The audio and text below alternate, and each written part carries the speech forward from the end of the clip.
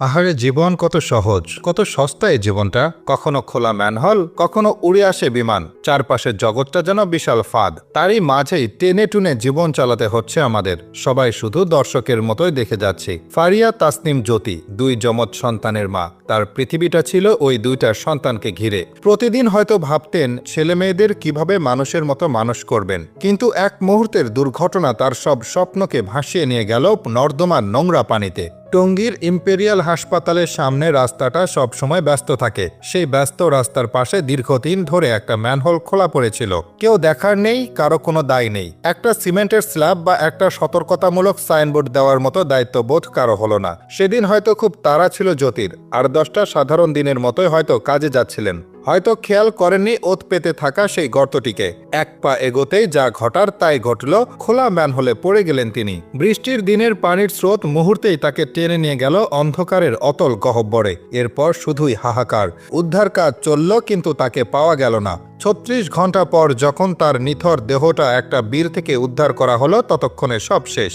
ওদিকে দুটি ছোট ছোট শিশু, যারা হয়তো ঠিকমতো বুঝে উঠতে পারেনি, তারা হয়তো এখনো মায়ের অপেক্ষা করে। কিন্তু তারা জানে না তাদের মুখে মা ডাক শোনার জন্য এই পৃথিবীতে আর কেউ নেই। আর কোনো দিনও তারা মাকে জড়িয়ে ধরতে পারবে না, মায়ের হাতের রান্না খেতে পারবে না। সারা জীবনের জন্য শিশু দুটি এতিম হয়ে গেল। এই অবুঝ শিশুদের চোখের পানির দায় কে নেবে? সামান্য কিছু টাকার একটি স্ল্যাব কি একটি মানুষের জীবনের চেয়েও দামি? এই প্রশ্নগুলো আজ যেন কেবলই দেওয়ালে ধাক্কা খেয়ে ফিরে আসে। পায়ের নিচে মাটি নেই, আবার উপরের আকাশটাও এখন মাথায় ভেঙে পড়ে। ঢাকার উত্তরায় মাইলস্টোন স্কুলে সেদিন যা ঘটল তা কি ভোলার মতো? ভর দুপুরে হঠাৎ বিকট শব্দে একটি বিমান আকাশ থেকে পড়ল। যেখানে হাজার হাজার মানুষের বাস, যেখানে শিশুদের স্কুল, সেখানে একটি প্রশিক্ষণ বিমান কেন উঠবে? এর কি কোনো নিয়মকানুন নেই? যারা এর অনুমতি দেয় তাদের কি কোনো দায়বদ্ধতা নেই? এই ঘটনাগুলো আমাদের চোখে আঙ্গুল দিয়ে দেখিয়ে দেয় আমাদের নিরাপত্তা বলতে কখনো কিছু ছিল না। রাস্তায় বের হলে গাড়ির ভয়, ফুটপাতে হাঁটলে ম্যানহোলের ভয়, দোতলা বাসে চললে ফ্লাইওভারে পিলারের ধাক্কা লাগার ভয়। জ্যোতির দুর্ঘটনা মোটেও বিচ্ছিন্ন নয়। এগুলো দেশের চরম অব্যবস্থাপনা আর উদাসীনতার একটা উদাহরণ মাত্র।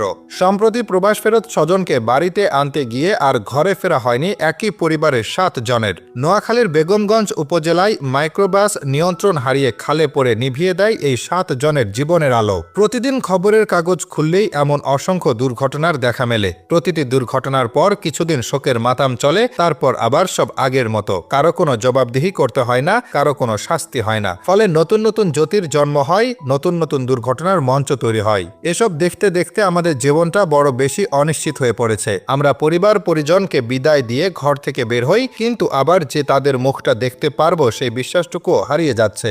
এই সস্তা জীবনের দায় আসলে কার? প্রশ্নটা আজ সবার।